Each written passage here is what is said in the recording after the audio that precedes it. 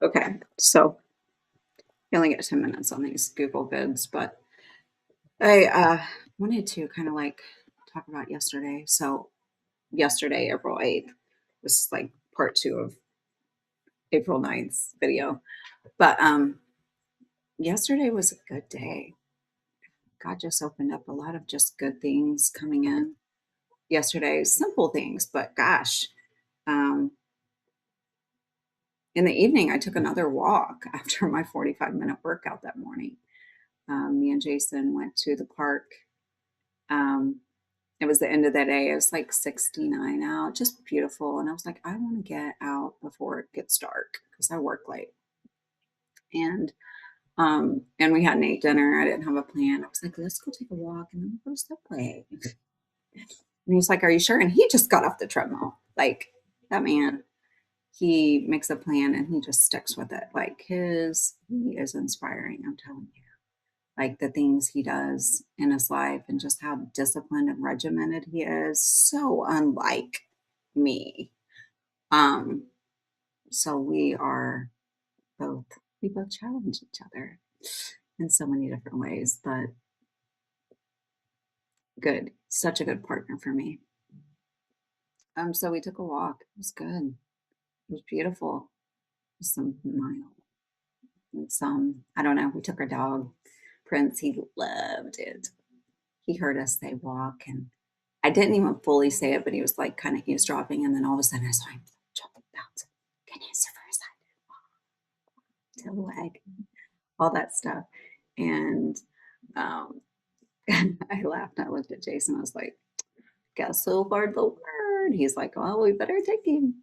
We both love him to death. So Jason tends to uh, want to include him in everything, including our couch time at night. But um, he was excited to go. So he went on the walk with us. We went to Subway. We stopped at a park bench, had a picnic, got a lot of things accomplished yesterday, just in general, work, personal.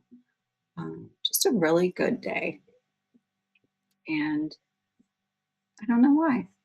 I think I'm just here to learn. I know every day will not go well, but yesterday was great. Excited for how day two may go on this journey. I don't like feel skinnier. Honestly, I don't even know if I'm doing it for the weight. Obviously, I want the weight, this extra to come off because, I've beefed up in the last few years working at my desk without, regular activity. But that's not really why I'm doing this. That's not really why I'm sticking with it. That's for sure because I wouldn't try so hard. But just excited the things he wants to open up in my life, things he wants to uncover, things he wants to usher in through his spirit, through crucifixion of this flesh. I just come off this, and I'm calling this the 40-day perseverance journey.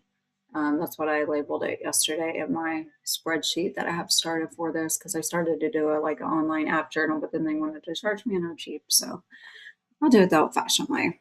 Well, not the super old fashioned way. I didn't go out and buy a journal, but I will start a spreadsheet. Um, I had just come off 40 days of Lent. And of course, that's the Catholics' um, religious sacrament that they do. I don't know all the details of it, but my daughter is converting to Catholicism, and she asked me to do it with her. I've did certain things before, so I was like, sure, yeah. So we give up sweets. No sweets for 40 days. And we were pretty strict, like no little candies, no nothing. Just like if it was a sweet, we didn't touch it. Like the sweetest thing I had was like uh, an apple. So yeah, natural sweets were fine, but like no processed sugar goods. So we steer clear of them. We had cake over the weekend. On Easter weekend, on Easter, at his family's get together. So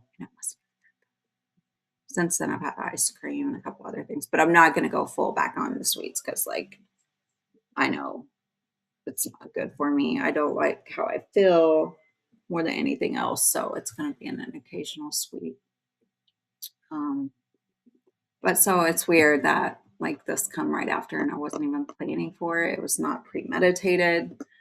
I did see there was someone on my Facebook that I knew long ago. She did a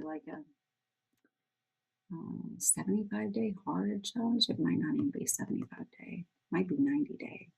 I don't know. It was some hard challenge. And I was like, oh, that's cool. And it was like 45, 45, something, something. And the things you had to give up. And then I saw something soft challenge. And I was like, you know what? It just didn't, it like spoke to me, but not in a way like that's exactly what I want to do to move forward. And then I had friend Jeanette reach out and she was sharing with me her running journey since August and how she's trying to usher in health and she's been running. She's lost weight, and I'm like, good for her. Like, because we're about the same stage in life, age wise and stuff. And I'm telling you, this whole menopause, menopausal stuff is legit. Like, you feel different, you have different motivations, you have different moods, your body starts responding to everything differently. And it's like researching, like trying to figure out all again. It's like going through puberty. You're like, what is my body doing? Like, this is not normal. Like, I would not eat for 3 days and lose 10 pounds. Now I don't eat for 3 days and I like might gain a pound. Like, what the? It doesn't even make sense. But anyway,